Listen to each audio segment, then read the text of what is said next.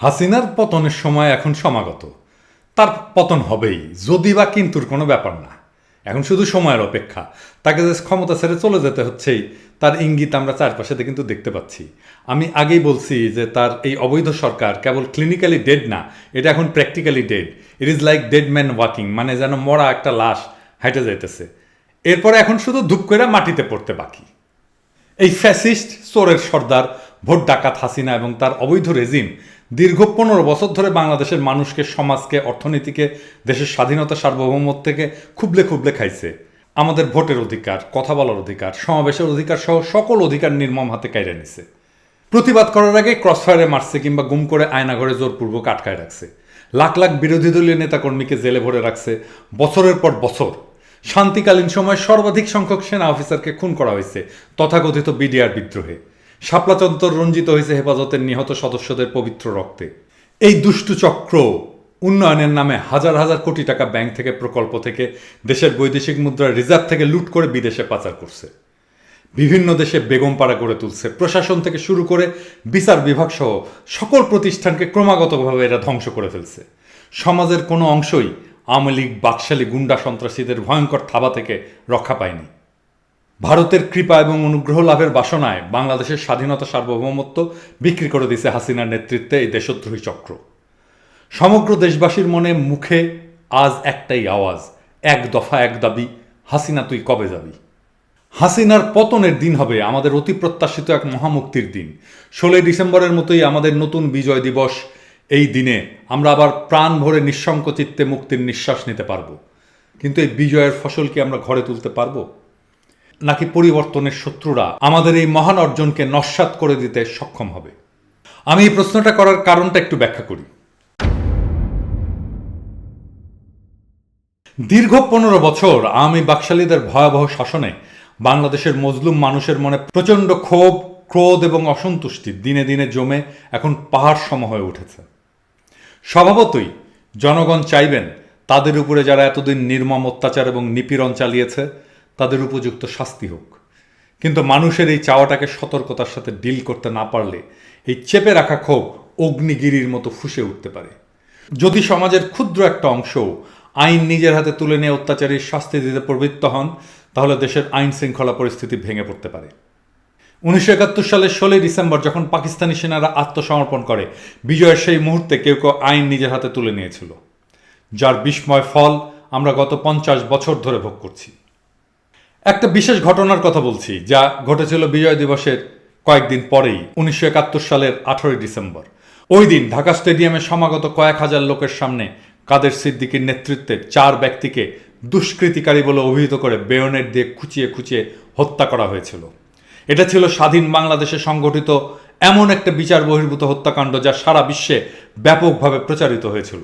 দেখুন, এটা ছিল একটা অত্যন্ত গর্হিত অপরাধমূলক কাজ, যা বিচারের আওতায় আনার প্রয়োজন ছিল।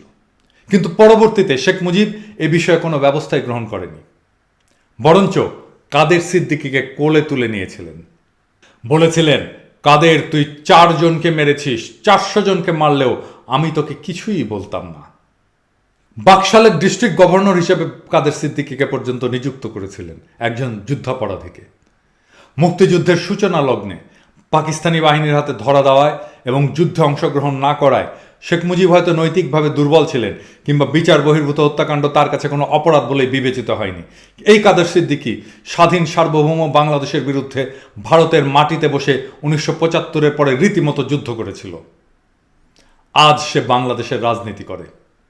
কাদের সিদ্দিকী জেনেভা কনভেনশনের অধীনে যেই যুদ্ধাপরাধ করেছিল তার বিচার হয়নি। ফলে এই ধরনের হত্যাকাণ্ড বাংলাদেশে পরবর্তীতে চলতেই থেকেছে। মুজিবের নির্দেশে ঠান্ডা মাথায় খুন করা হয়েছিল সিরাজ শিকদারকে পিছন থেকে ক্রসফায়ারে। রক্ষী বাহিনীর হাতে নিহত হয়েছিলেন হাজার হাজার যুবক। একইভাবে গত 15 বছর ধরে হাসিনার ফ্যাসিস্ট অবৈধ সরকার চালিয়ে গেছে একের পর এক বিচার বহির্ভূত হত্যা এবং গুমের মতো ভয়ঙ্কর অপরাধমূলক কার্যকলাপ। আমরা যদি সেই আগের মতো এবারও আইন নিজের হাতে তুলে নেই, বা কেউ তুলে নিলে তা প্রতিহত না করি, তাহলে আমাদের সমাজের এই দুষ্টু ক্ষত বা ক্যান্সারটি ভবিষ্যতে আরও বিস্তার লাভ করবে, যার জন্য আমাদের পরবর্তী প্রজন্মের কাছে আমাদেরকে জবাবদিহি করতে হবে। আমরা কিন্তু দেশকে আবার নতুন করে গড়ে তুলতে পারবো না ধ্বংসস্তূপ থেকে।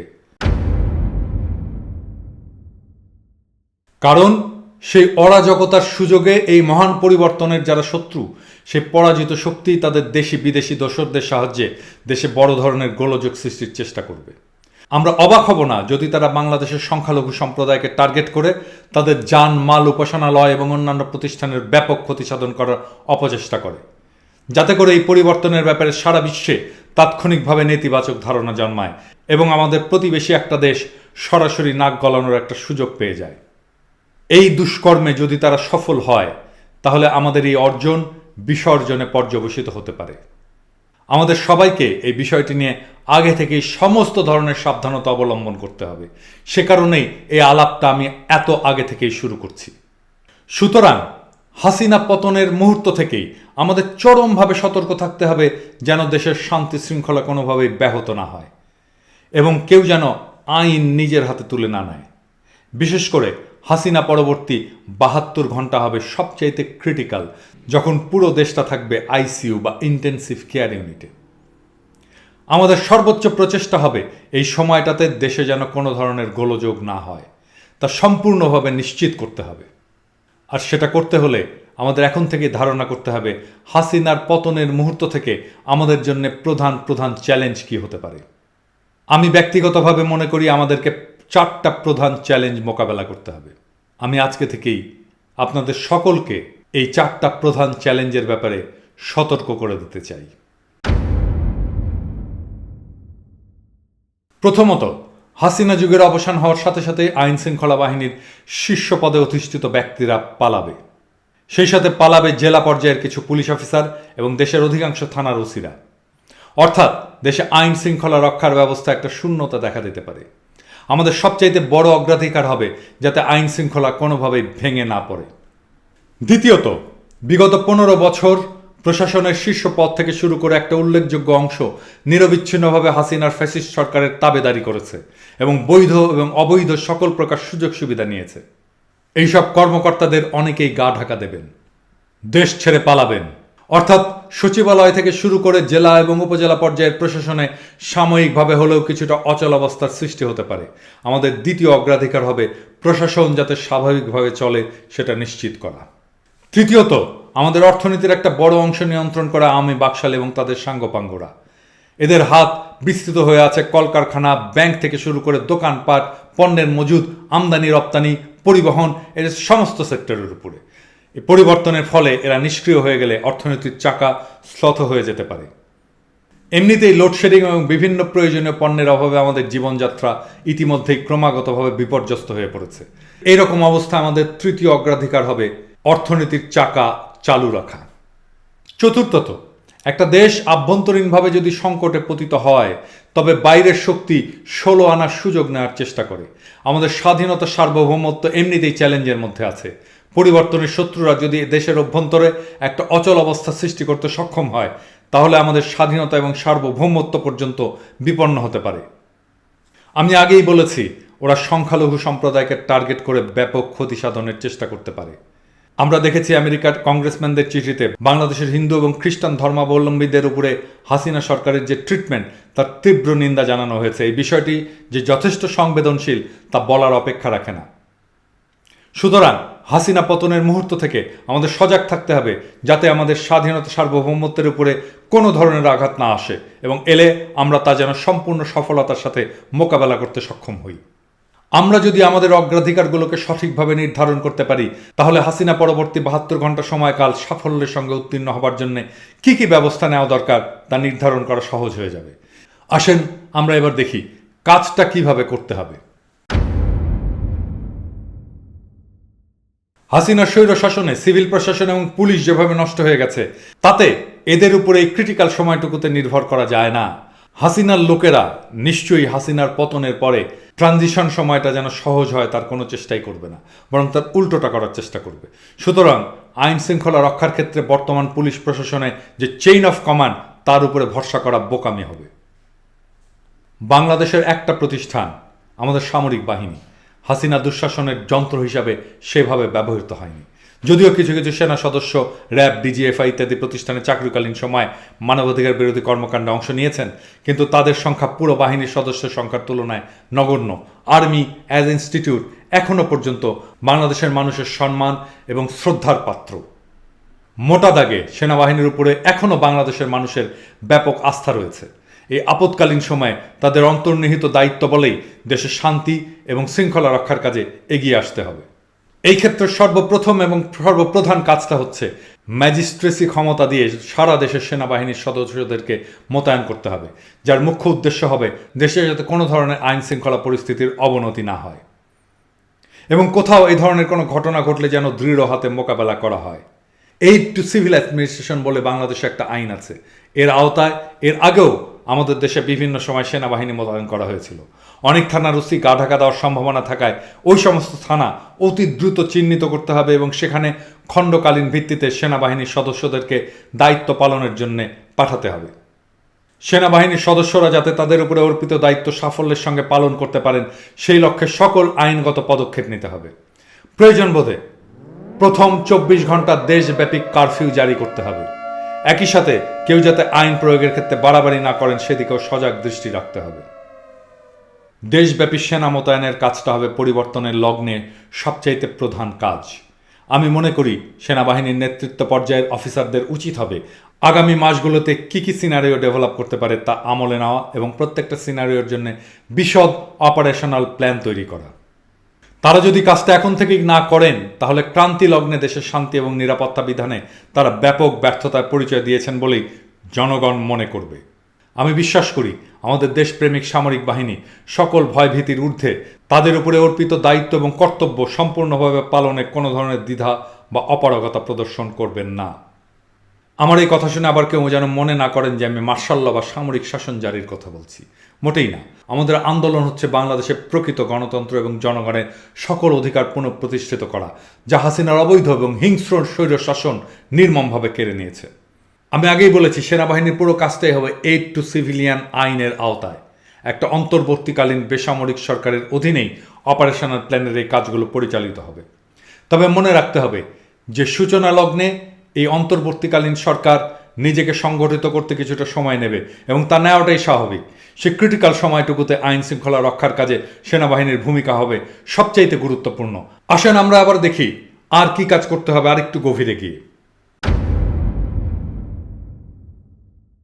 দেশের সমস্ত ক্রিটিক্যাল ইনস্টলেশন যেমন সচিবালয়, সরকারি দপ্তর, বন্দর, বিমানবন্দর, হাসপাতাল, ট্রেন স্টেশন, বাস স্টেশন, বিদ্যুৎ উৎপাদন কেন্দ্র, প্রধান প্রধান সেতু, সড়ক যোগাযোগ নেটওয়ার্ক, আমদানি রপ্তানির কাজ, প্রধান প্রধান শিল্প কারখানা, আর্থিক সংস্থা, জ্বালানির ডিপো, পানি সরবরাহ ব্যবস্থা ইত্যাদি যাতে সম্পূর্ণভাবে সুরক্ষিত থাকে এবং চালু থাকে সেনাবাহিনীকে তাৎক্ষণিকভাবে তা নিশ্চিত করতে হবে।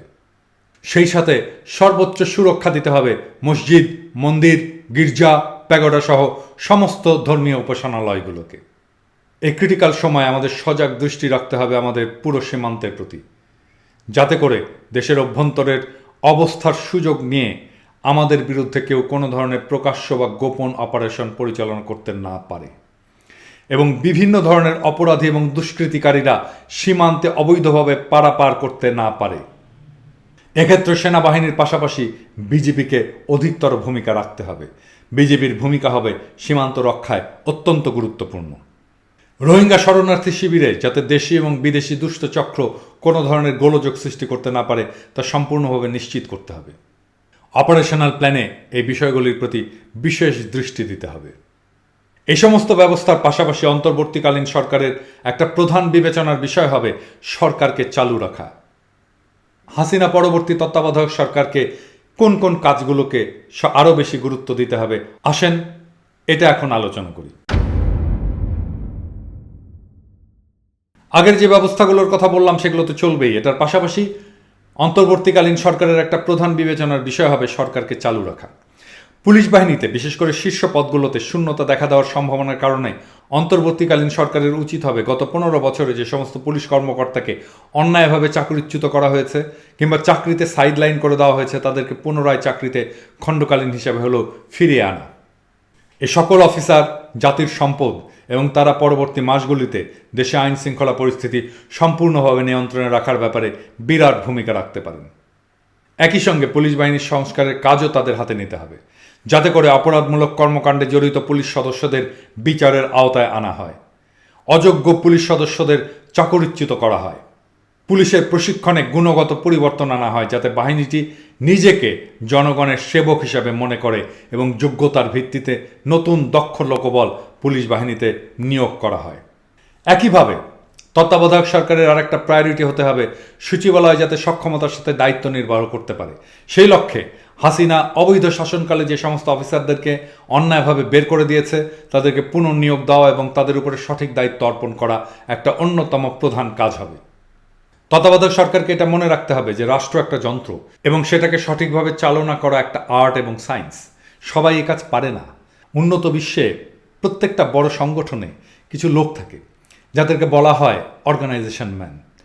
একটা প্রতিষ্ঠানে বিভিন্ন স্পেশালিস্ট থাকতে পারেন, কিন্তু এই অর্গানাইজেশন ম্যানরাই প্রতিষ্ঠান থেকে ভিতর থেকে চালু রাখে সার্বক্ষণিকভাবে। আমরা আশা করব অন্তর্বর্তীকালীন সরকারের এ ধরনের দায়িত্বশীল ব্যক্তিরা অন্তর্ভুক্ত হবেন। এ ধরনের ব্যক্তিরা তো আর বিরাট সংখ্যায় হয় না। আমাদের দেশে এরকম যারা আছেন তারা হয়তো এখন অবসরে, তাদের কেউ হয়তো আমাদের মাঝে নেই কিংবা অসুস্থতায় শয্যাশায়ী। তবু আমাদের সর্বতভাবে চেষ্টা করতে হবে এ ধরনের গুণী ব্যক্তিদের খুঁজে বের করা এবং দেশের ক্রান্তিকালে তাদের কাজে লাগানো। আমি যে পদক্ষেপগুলোর কথা বললাম তা কার্যকর করা হলে যে 4টা অগ্রাধিকারের কথা আমি আগে উল্লেখ করেছি তা বাস্তবায়ন করা সহজতর হবে। আমি যদিও মনে করি যে অন্তর্বর্তীকালীন সরকার এবং সেনাবাহিনীকে পরিবর্তনের লগ্নে তাৎক্ষণিকভাবে দেশের শান্তি শৃঙ্খলা নিশ্চিত করার একটা বিরাট দায়িত্ব কাঁধে নিতে হবে, তবুও শেষ বিচারে তাদের মহৎ কাজ সফল হবে তখনই যখন আমরা বাংলাদেশের আপামর মানুষ তাদেরকে সম্পূর্ণভাবে সহযোগিতা করব। আমাদের এখন থেকে প্রত্যেকটা পাড়া মহল্লায় সংগঠিত হতে হবে শান্তি শৃঙ্খলা রক্ষার সপক্ষে এবং দুষ্কৃতিকারীদের সম্ভাব্য অপকর্ম রুখে দিতে। এ বিষয়ে প্রধান প্রধান বিরোধী দল এবং সামাজিক সংগঠনগুলোকে এগিয়ে আসতে হবে। আমাদের সজাগ জনগণ বরাবরই পরিবর্তনের লগ্নগুলোতে বিশাল দায়িত্বশীলতার পরিচয় দিয়েছেন। 1975 সালে 15 আগস্ট শেখ মুজিব নিহত হওয়ার পরে এবং বাকশাল উৎখাত হওয়ার পরে যে একটা অনিশ্চিত অবস্থা সৃষ্টি হয়েছিল, তখন কিন্তু দেশের জনগণ দেশকে একটা বিশৃঙ্খলায় ডুবে যেতে দেননি। 75-এর 3রা নভেম্বর থেকে 7ই নভেম্বর দেশে কোনো সরকার ছিল না, কিন্তু সেই সময় সমাজ ছিল শান্ত, চোরও চুরি করেনি। এরশাদের পতনকালে আমরা দেখেছি দেশের মানুষ কীভাবে সংহত হয়ে শান্তি এবং শৃঙ্খলা রক্ষা করেছে। আমি মনে করি এবারও তার অন্যথা হবে না। তবে আমাদের মনে রাখতে হবে আজ বাংলাদেশ পরাশক্তিদের প্রতিযোগিতার একটা কেন্দ্রবিন্দুতে এসে পড়েছে। সুতরাং এবার আমাদের সজাগ এবং সতর্ক থাকতে হবে অনেক বেশি মাত্রায়। এবার যদি আমরা অসতর্ক থাকি এবং ভুল করে বসি তাহলে তার খেসারত দিতে হবে প্রজন্মের পর প্রজন্মকে। আমরা নিশ্চয়ই সেই ভুল করব না এবং দেশ ও মানুষের সকল স্বার্থ আমরা বুকের রক্ত দিয়ে হলেও রক্ষা করব। সেটাই হোক এই সময় আমাদের সবচাইতে বড় প্রতিজ্ঞা। সৃষ্টিকর্তা হাসিনার ফ্যাসিস্ট শাসন উৎখাত করার যেই সামর্থ্য আমাদের দান করবেন তার যে যোগ্য আমরা ছিলাম সেটা প্রমাণ রাখতে হবে হাসিনার পতনের পরের 72 ঘন্টায়। আলাপটা আমি আগেই করে রাখলাম যেন প্রস্তুতি নেওয়ার পর্যাপ্ত সময় পাওয়া যায়। বাংলাদেশের দেশপ্রেমিক সেনাবাহিনী এই কাজে বাংলাদেশের দেশের মানুষ আপনাদের উপরে ভরসা করে থাকবে। বাংলাদেশের সমস্ত জনগণের নৈতিক সমর্থন থাকবে আপনাদের কাজে। আমরা আগে বাংলাদেশের সেনাবাহিনী করেছি, তারপরে সেই সেনাবাহিনী যুদ্ধ করে দেশ স্বাধীন করেছে। আপনারা আর অন্য সব দেশের সেনাবাহিনীর মতো নন, আপনারা গণমুক্তি ফৌজ। আপনারা আবারও দেশের ক্রান্তি লগ্নে আমাদের বিজয়কে সংহত করতে আপনাদের উপরে ইতিহাস নির্ধারিত দায়িত্ব যে পালন করতে দ্বিধা করবেন না, আমাদের সেই বিশ্বাস আছে। বাংলাদেশ আবারও দ্বিতীয়বার স্বাধীন হবে। সেই স্বাধীনতা রক্ষায় আমাদের সৈনিক আর জনতা কামিয়াব হবে ইনশাল্লাহ।